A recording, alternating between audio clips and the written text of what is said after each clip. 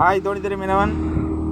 இன்றைக்கி நம்ம பார்க்க போகிறது எப்படின்னா என்னதுன்னா திருக்கையில் வந்துக்கிட்டு நிறைய பேர் திருக்கை காட்டியிருப்பாங்க. இந்த திருக்கையை பாருங்கள், இந்த திருக்கையில் 2 முள் இருக்கும்,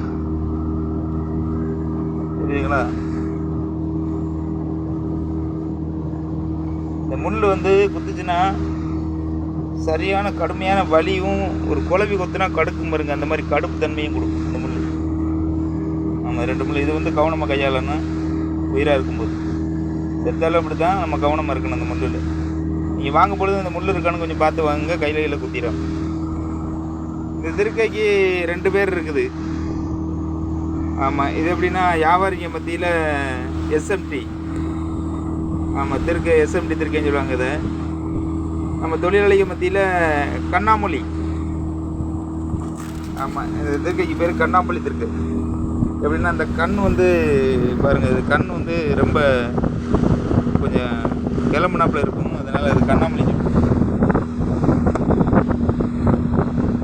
தெரியுதுங்களா? இந்த கண் வந்து தூக்குனாப்பில் இருக்குது, அதனால் இதை கண்ணாமொழி தான் சொல்கிறது. இதற்கு வந்து கண்ணாமொழி திருக்கை. ஆமாம், இதை வந்து நீங்கள் பார்த்து வாங்கி சாப்பிடுங்க. ஆனால் கறி மாதிரி இருக்கும்.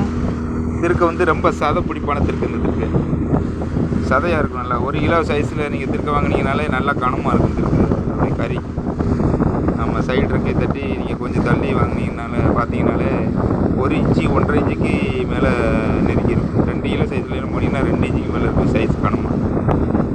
இந்த திருக்கையை வாங்கி நீங்கள் சாப்பிட்டு பாருங்கள், சூப்பராக இருக்கும்.